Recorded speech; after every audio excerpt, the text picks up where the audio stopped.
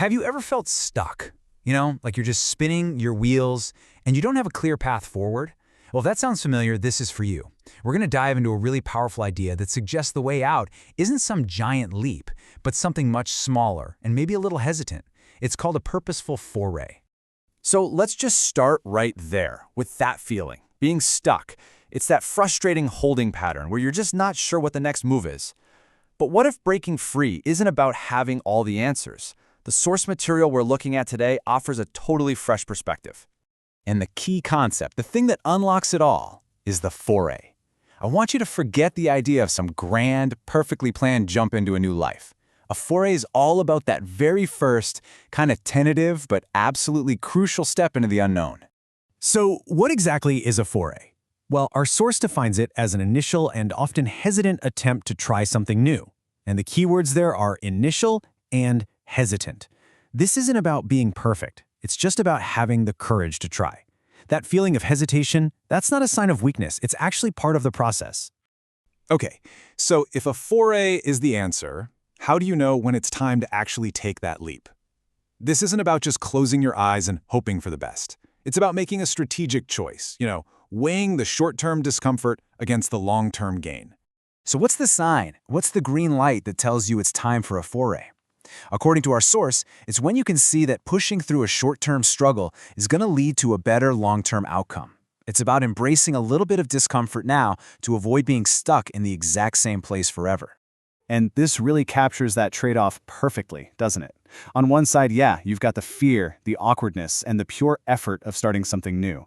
But on the other side, you've got growth, new opportunities, and honestly, a much, much better story to tell. And here's the good news. You don't need a perfect turn-by-turn map for this whole journey. All you need, as our source says, is a ballpark, just a general direction. A rough idea of where you want to go is more than enough to get you started. And hey, if your destination changes along the way, that's totally fine. But let's talk about the alternative for a second. What happens if you choose not to make a foray? It's so easy to think that just staying put is the safe option, but our source argues that stagnation has its own hidden and pretty serious costs. And this lays out the two paths so clearly. The foray, that leads to a whole new ballpark of possibilities. Doing nothing, on the other hand, well, our source is pretty blunt about it. It will lead us to nowhere. The choice is stark, but it's really important. Our source reminds us of a powerful and maybe a little uncomfortable truth. We are on a clock. This reframes doing nothing not as a safe choice, but as a waste of the gift of life. It's an active loss of your own potential. So where do you find the motivation for a foray, especially when you're feeling drained? Well, our source offers a pretty surprising answer. Embrace boredom. Yeah, boredom. It might just be the unexpected kickstart you need for real change.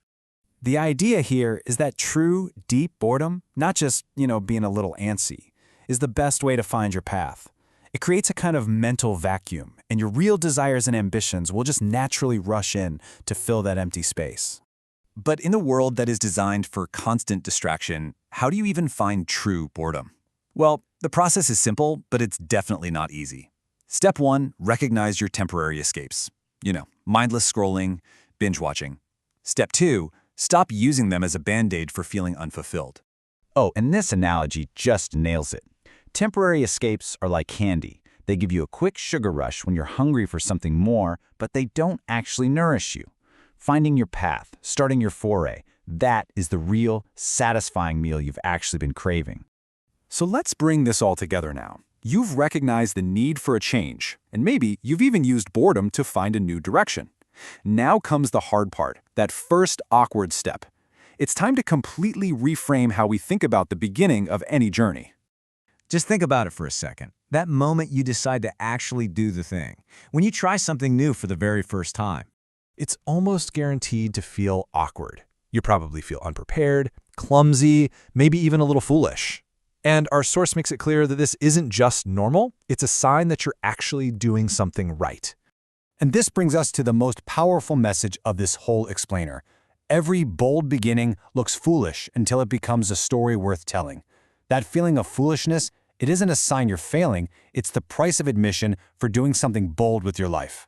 In other words, those initial clumsy steps that feel so uncertain or even embarrassing right now, that's the raw material for your transformation.